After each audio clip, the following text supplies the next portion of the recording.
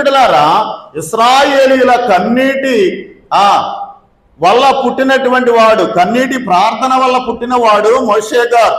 మోషే గారు 40 సంవత్సరాలు రాజకుమార్తె ఇంటిలో పెరిగాడు. 40 సంవత్సరాలు మిద్యాను దేశంలో గొర్రెలను కాచాడు. 80 వచ్చినాయి. ఒక రోజునంట మోషే గారు మిద్యాను యాజకుడైన ఇత్రో అనే తన మామ యొక్క గొర్రెలను మేపుతూ దేవుని పర్వతమైన హోరేబుకు వెళ్ళాడు. ఏ పర్వతం అండి? హోరేబు. హోరేబు పర్వతము దేవుని పర్వతము అని ఉంది అక్కడ వాక్యంలో, నిర్గమాకాండం 3వ అధ్యాయములో. ఎందుచేతంటే ఆ పర్వతం మీద దేవుడు ఉన్నాడు. అన్ని పర్వతాలు ఆయనవే గాని హోరేబు కొండ మీద దేవుడు నివాసం అన్నది కాబట్టి దేవుని పర్వతమైన హోరేబుకు వచ్చాను అని ఉన్నది.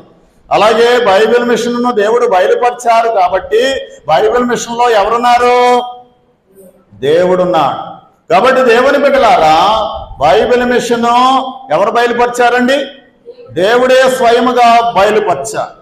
ఎన్నో మిషనులు ఉన్న ఈ భూమిలో సన్నిధి నేర్పిన సాధుడెవరు? సన్నిధి పరుడగు ఏ గురువే, సన్నిధి పరుడగు ఏ గురువే. బైబిలు నాయకుడు నాదుని ప్రియసుతుడు ఫాదరు దేవదాసు. దేవుని బిడ్డలారా, ఇశ్రాయేలు ప్రజలు మిక్కిలి శ్రమలో ఉన్నారు. వారి చేత ఐగుప్తీయులు ఫరో రాజు ఏం చేయించాడు?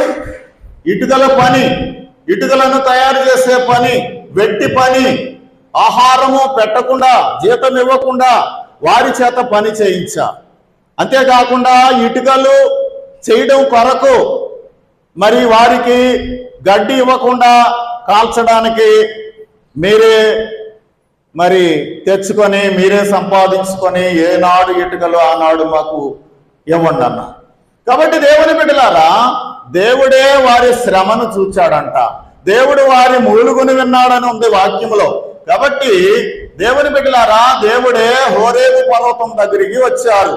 అగ్ని వలన పొద మండుతుంది, కానీ పొద మాత్రము కాలిపోలేదు. దేవుడు ఒక దర్శనము ద్వారా జరగబోయేది చూపించాడు. ఎవరికి? మోషే గారు.